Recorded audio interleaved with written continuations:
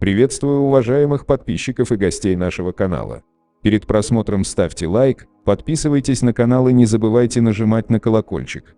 12 апреля киллер подошел к вору в законе Альберта Рыжего со спины и несколько раз выстрелил, после чего провел контрольный в голову.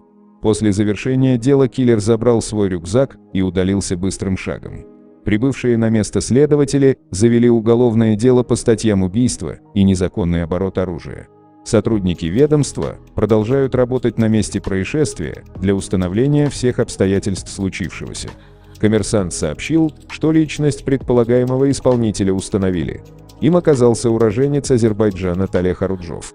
Его объявили в розыск. По данным издания, киллер использовал документы на имя Талеха Намика Аглы Аруджова.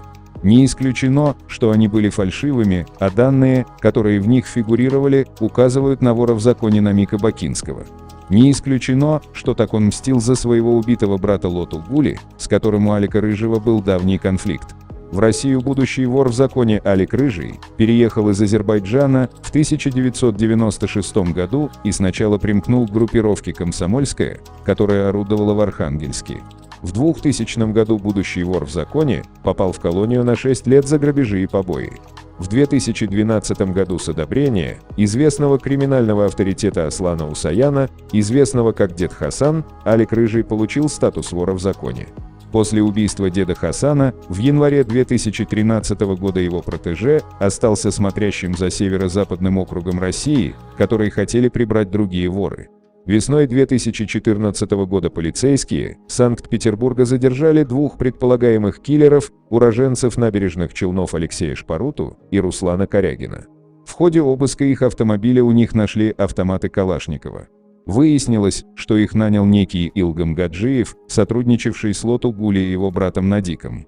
Перед киллерами поставили задачу обстрелять кортеж Алика Рыжего. Как полицейские вышли на киллеров, неизвестно, но есть версия, что будущая жертва сама сдала своих возможных убийц. Сотрудничество со следствием для криминального авторитета недопустимо. Вторая попытка убийства Алика Рыжего оказалась спонтанной. В это время он находился в Турции, где в разборку с ним вступил Алексей Гудына, известный также как Леха Иркутский. Воры встретились в кафе, где начали припираться. Один из охранников Рыжего оказался бывшим сотрудником полиции и достал пистолет, когда на его шефа пошли с кулаками. В результате охранника пристрелили, а сам вор в законе спрятался в полицейской машине. После задержания власти Турции отправили Алика Рыжего в Россию. Спустя некоторое время он загремел в колонию в республике Марий-Эл на 7 лет за серию грабежей. По версии следствия, группировка публиковала объявления о продаже машин, а когда покупатель находился, то его избивали и отнимали деньги.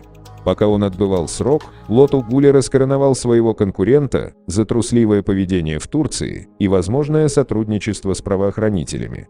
Рыжий пытался восстановить свой статус, но Гули все пресек на корню. В мае 2020 года Медведевский районный суд освободил Алика Рыжего, условно-досрочно по его ходатайству, которое поддержало руководство колонии. Спустя несколько месяцев в своем номере в Анталии Лоту Гули застрелил охранник. Не исключено, что именно Рыжий подкупил подчиненного своего врага, а сегодня его настигла месть брата убитого.